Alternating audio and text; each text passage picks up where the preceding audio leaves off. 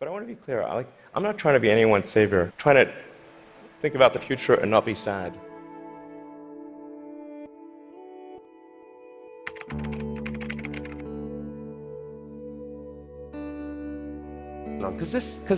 Why do we need to build a city on Mars with 1 million people on it in your lifetime, which I think is kind of what you've said you'd love to do? Yeah, I think it's important to have a future that is inspiring and appealing. I mean, I just think that there have to be reasons that you get up in the morning and you want to live. Like, why do you want to live? What's the point? What inspires you? What do you love about the future? And if we're not out there, if the future does not include being out there among the stars and being a multi-planet species, I find that it's incredibly depressing if that's not the future that we're going to have.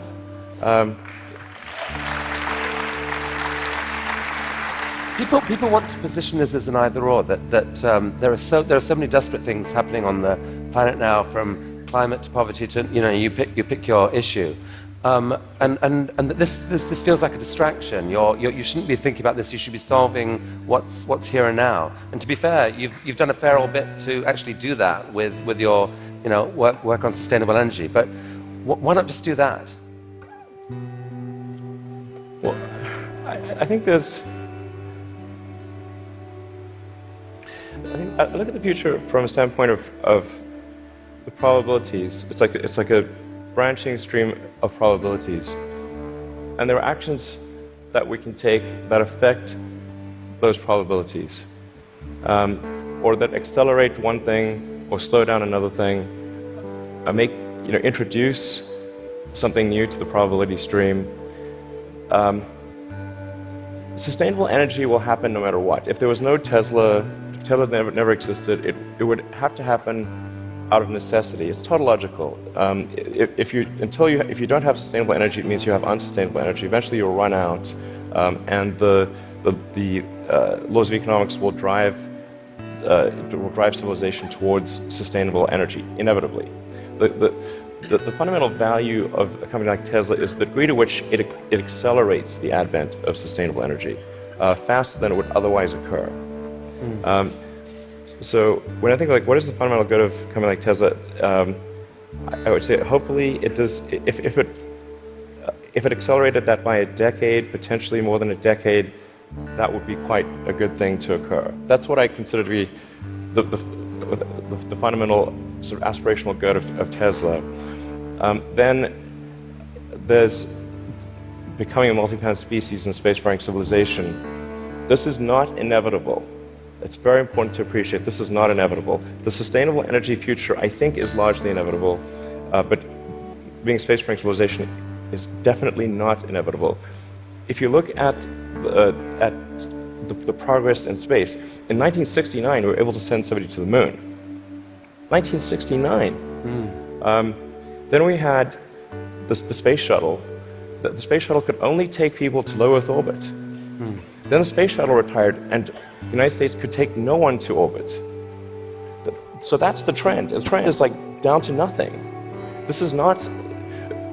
People are mistaken when they think that technology just automatically improves. It does not automatically improve. It only improves if a lot of people work very hard to make it better.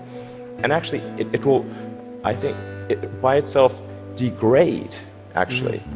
You look at great civilizations like ancient Egypt, and they were able to make the pyramids, and they forgot how to do that.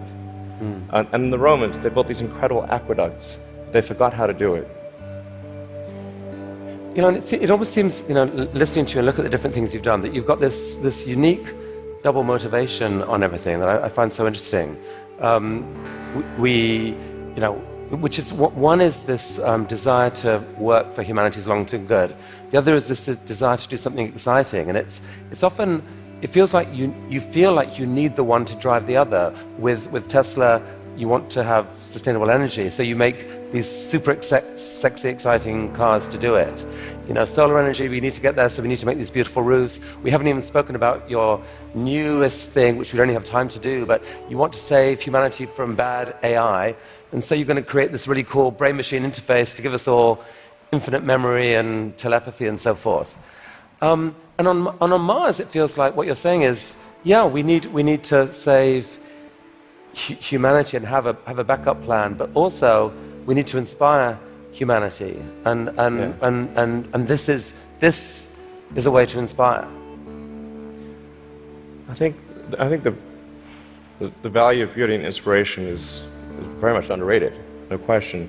But I want to be clear. I'm not trying to be anyone's savior. That is not the. I'm just trying to think about the future and not be sad. There was a wise rabbi once said, "If I am I because you are you, and you are you because I am I, then I am not I and you are not you." In other words, we are not separate. We define each other. We're all backs and fronts to each other.